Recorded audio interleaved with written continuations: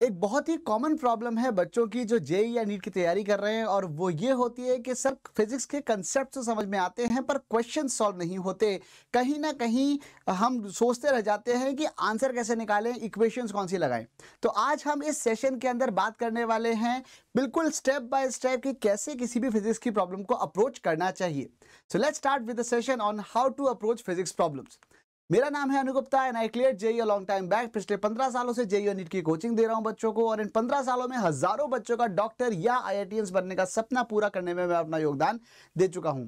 इन हजारों बच्चों में कई बच्चों की तो रैंक्स टॉप 100 के अंदर भी आ चुकी हैं। जो मेरा as far as my experience is concerned, पिछले 15 सालों से मैं पढ़ा रहा हूं और हिंदुस्तान के कई बड़े इंस्टीट्यूट के अंदर जिनमें कोटा और न्यू दिल्ली के इंस्टीट्यूट शामिल हैं, उनके अंदर मैं की पोजीशंस के ऊपर काम कर चुका हूं। तो चलिए भाई शुरू करते हैं इस सेशन के साथ जिसके अंदर हम लोग बात करने वाले हैं on how to approach physics problems. वैसे तो मैंने यहाँ पे 10 स्टेप्स बना रखी हैं कि भाई राइट फ्रॉम द बिगिनिंग के क्वेश्चंस मिलते ही क्या करना है और उसके बाद लास्ट में आंसर आने के बाद भी चेक कैसे करना है, उसके लिए पूरी 10 स्टेप्स हैं। लेकिन सबसे पहले एक छोटी सी चीज़ है जो मैं अक्सर क्लास के अंदर कहता हूं और वो ये है कि you must always look for hints in the question. हर सवाल चीख चीख के बताता है कि उसे सॉल्व कैसे करना है। वहां पे कुछ ना कुछ ऐसे सटल हिंट्स होते हैं जो छुपे हुए होते हैं, जो अक्सर एक अनट्रेन्ड आई नहीं देख पाती। जब आपकी तैयारी पूरी हो जाएगी, जब आप नीट और जेईई के लिए बिल्कुल तैयार होंगे, तो आपको वो छोटे छोटे हिंट्स नजर आने शुरू हो जाएंगे और ये सब तब होगा जब आप बहुत सारी प्रैक्टिस कर लेंगे। खैर, अब एक एग्जांपल इसका ये हो सकता है कि कभी कभी क्वेश्चंस के सामने आपको क्वेश्चन देख के आपको ऐसा समझ में नहीं आता कि ग्रेविटेशन को यूज करना है कि नहीं करना है, मतलब ग्रेविटी को कंसिडर करना है या नहीं करना है। बहुत सीधी सी बात है, किसी भी क्वेश्चन के अंदर अगर वर्टिकल या हॉरिजॉन्टल ये वर्ड्स अगर लिखे हुए हैं, इसका मतलब ये है कि आपको वहां पे ग्रेविटी को यूज करना है, क्योंकि अगर ग्रेविटी को यूज नहीं करना होता तो वो क्वेश्चन में आपको ओरिएंटेशन बताते ही नहीं और वो वर्टिकल और हॉरिजॉन्टल जैसे एक्स्ट्रा वर्ड्स क्वेश्चन के अंदर नहीं डालते। एक और एग्जांपल ये हो सकता है कि क्वेश्चन के अंदर अगर टाइम का एक फैक्टर दे रखा है, मतलब जैसे अगर एक बॉल है वो ऊपर से नीचे तक गुड़कती हुई आ रही है और उसमें कितनी देर लगी अगर ये पूछा जा रहा है, इसका मतलब ये क्वेश्चन कंजर्वेशन लॉज से सॉल्व नहीं होगा, F=ma से सॉल्व ज्यादा आसानी से हो जाएगा। कंजर्वेशन लॉस से अगर आप सॉल्व करोगे तो उस केस में बेसिकली टाइम का फैक्टर, जब भी किसी क्वेश्चन में टाइम का फैक्टर इन्वॉल्व ना हो तो आप कंजर्वेशन लॉस यूज कर सकते हो कि यहाँ पे उसकी वेलोसिटी इतनी थी तो यहाँ पे कितनी वेलोसिटी हो गई, या वहाँ पे इसकी एंगुलर वेलोसिटी ये थी तो यहाँ कितनी हो गई, या वर्क डन क्या हुआ। ऐसे केसेस में आप एनर्जी कंजर्वेशन या मास कंजर्वेशन या चार्ज कंजर्वेशन लॉज आप सिर्फ तब यूज करेंगे जब क्वेश्चन के अंदर टाइम का फैक्टर इन्वॉल्व नहीं होगा। तो ऐसे छोटे छोटे हिंट्स होते हैं जो क्वेश्चन के अंदर रहते हैं जिससे आपको बहुत फायदा मिलता है। चलिए let's start with all the steps. The first step is to visualise. हम में से ज्यादातर लोग जो होते हैं वो विजुअल लर्नर्स होते हैं और जब चीजें हमारे सामने दिखती हैं तभी हम उसको बहुत अच्छे से समझ पाते हैं। जैसा कि मैं हमेशा अक्सर कहता हूं मैकेनिक्स के अंदर, तो इनफैक्ट मेरा ये मंत्र है, मैं अक्सर जो बच्चों से कहता हूं कि सीधी सी बात है, जैसे ही सवाल मिले पहला काम आपको ये करना है कि आपको FBD बनाना है, फ्री बॉडी डायग्राम बनाना है, और उसको बनाने के बाद ही आपको एक्चुअली सही से फायदा मिल पाएगा कि कैसे क्वेश्चन को सॉल्व करना है। ठीक है, जब आप फ्री बॉडी डायग्राम बनाओगे, इनफैक्ट जो मेरा मंत्र रहता है वो यूजुअली ये रहता है कि FBD बनाओ, खुद जान जाओ। तो क्या FBD आप सबसे फ्री बॉडी डायग्राम आप सबसे पहले बनाएंगे, भाई डायग्राम ड्रॉ कर लो ताकि अच्छे से आपको सिचुएशन समझ में आए कि भाई नीचे से mg लग रही, नीचे की तरफ mg लग रही है, ऊपर नॉर्मल लग रही है, यहाँ से F फोर्स लग गई, पीछे की तरफ फ्रिक्शन आ गया। इस तरीके का जब आप FBD बनाते हो तो क्वेश्चंस को सॉल्व करना ज्यादा आसान हो जाता है।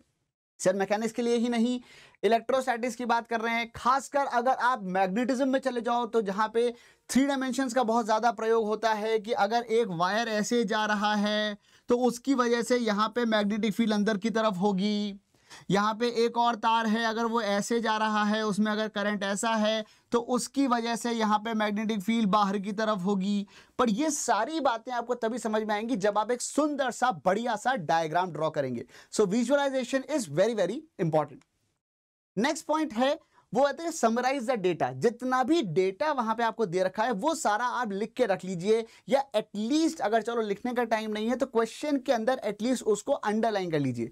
जब आप क्वेश्चन को के अंदर उस डेटा को अंडरलाइन करते हैं तो उससे आपको ये फायदा मिलता है कि आपको एग्जैक्टली पता होता है कि क्या क्या डेटा दिया हुआ है और कोई ऐसा कोई डेटा मिस आपसे नहीं होता है। तीसरा पॉइंट यहां पे होता है कि you have to convert all the data in actually one system of units, preferably SI units.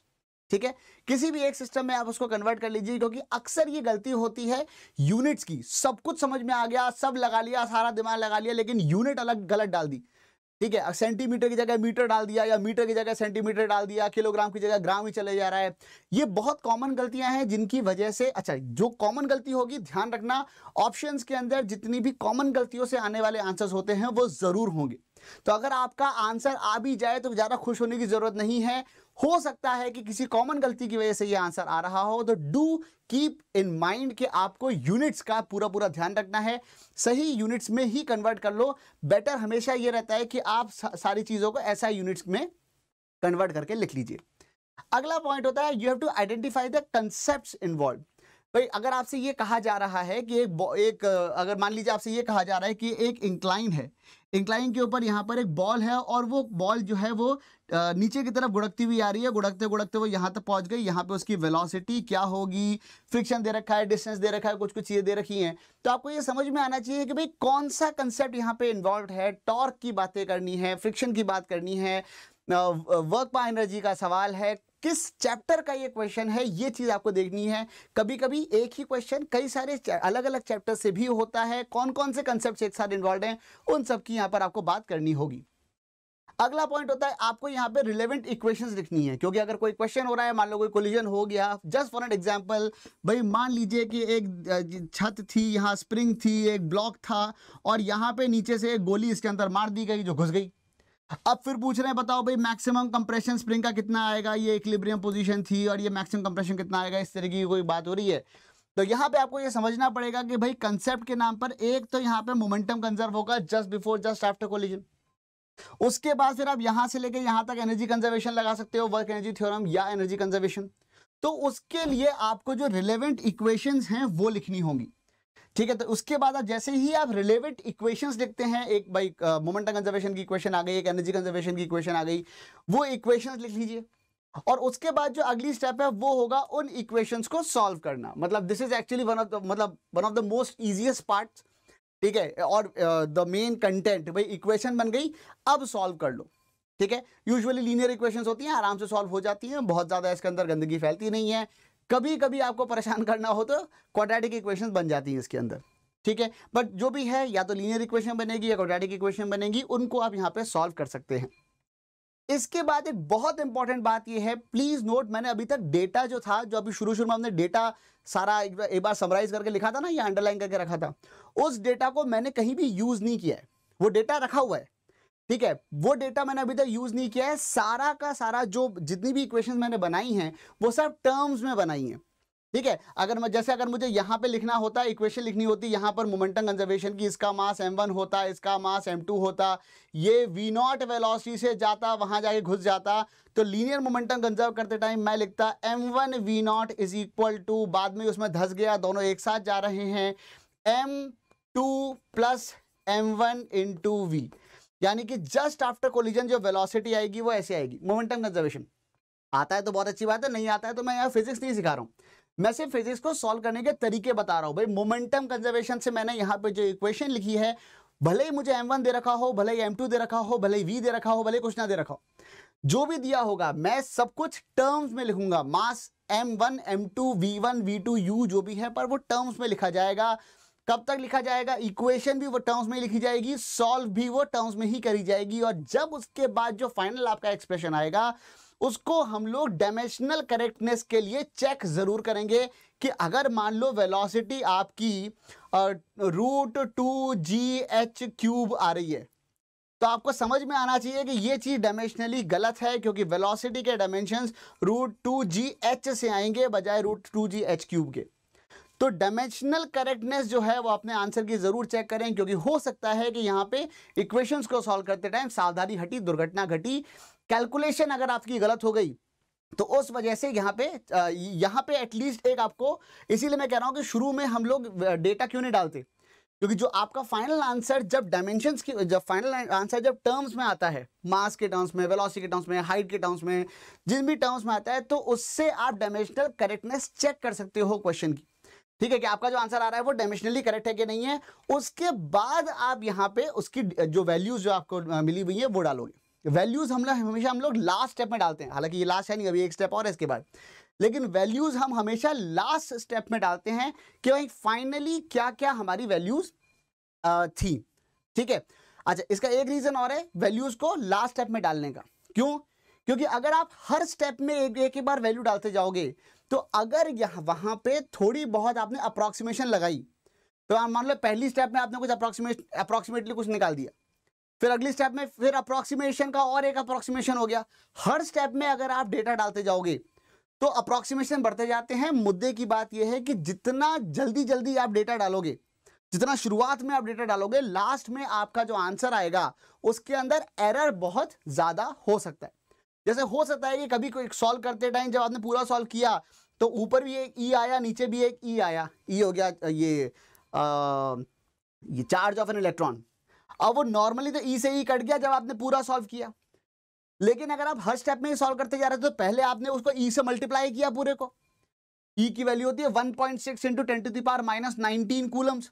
पहले आपने ई को ई से मल्टीप्लाई किया, कुछ गंदी सी वैल्यू आ गई, फिर ई से डिवाइड किया, एक और गंदी सी वैल्यू आ गई, और पता चला एक तो टाइम ज्यादा लगा, ऊपर से आपने हो सकता है कि कैलकुलेशन में थोड़ा बहुत वेरिएशन आ जाए, या मतलब 1.6 इंटू 10⁻⁻19 से किसी चीज को मल्टीप्लाई कर दिया, एक बड़ा सा नंबर बन गया, फिर उसको उसी को डिवाइड किया 1.6 10⁻⁻19 से, तो फिर से डिवाइड करोगे तो एक तो मल्टीप्लाई भी किया फिर डिवाइड भी किया, उसके ऊपर से एरर्स की पॉसिबिलिटी और बढ़ गई, और बाकी जितनी ज़्यादा प्रोसेस होगी उतनी ज़्यादा गलतियों के चांसेस तो हमारे वैसे भी बढ़ते जाते हैं। इसीलिए कह रहा हूँ वैल्यूज जो हैं वो आप हमेशा बिल्कुल लास्ट में डालोगे। ठीक है, बिल्कुल लास्ट में, जब सब कुछ सॉल्व हो जाए, सारा एक्सप्रेशन आ गया सॉल्व होके, डायमेंशनल करेक्टनेस चेक कर ली है, उसके बाद लास्ट में आप वैल्यूज डालोगे।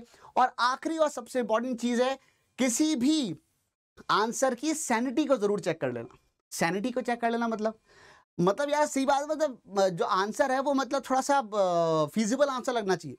मतलब अगर आप किसी पार्टिकल की वेलोसिटी निकाल रहे हो और मान लो पार्टिकल की वेलोसिटी निकालते 4 इंटू 10⁸ मीटर पर सेकेंड आ गई, तो ऐसा नहीं खुशी के हमारे नाचने लग गए, लो साहब आंसर आ गया, आंसर आ गया। अरे देख तो लो भाई, 4 इंटू 10⁸, अरे आइंस्टीन बाबा ने साफ साफ कहा था 3 इंटू 10⁸ से ज्यादा, यानी कि स्पीड ऑफ लाइट से ज्यादा वेलोसिटी किसी चीज की हो ही नहीं सकती। In fact even speed of light भी नहीं हो सकती। तो ये स्पीड ऑफ लाइट होती है 3 इंटू 10⁸ मीटर पर सेकेंड, पता होगा शायद आपको। ठीक है, तो ये तो ऑब्वियसली आंसर गलत है। तो कहने का मतलब यही है कि या चलो ये तो मैंने थोड़ा सा ज्यादा ही फिजिक्स वाला आंसर मतलब एग्जांपल ले लिया।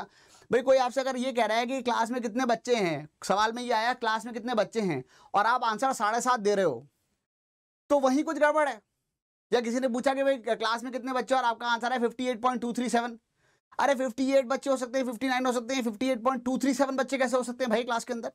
ठीक है, कि ऐसा तो है नहीं कि 58 तो बच्चे हैं, बाकी थोड़े से हाथ पैर पड़े हुए अलग से, हे भगवान, ऐसी बातें नहीं करते। तो आंसर की सैनिटी आप हमेशा चेक करेंगे कि भाई ये चीज पॉसिबल भी है कि नहीं है।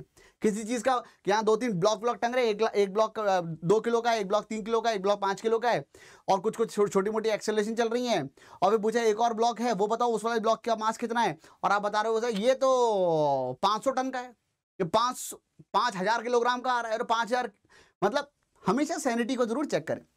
ठीक है, तो आई होप ये छोटा सा सेशन आपके काम आएगा और आप फिजिक्स के क्वेश्चंस को ज़्यादा आसानी से अप्रोच कर पाएंगे। And with that we come to the end of the session, and just keep doing your best and keep growing. Thank you, bye bye.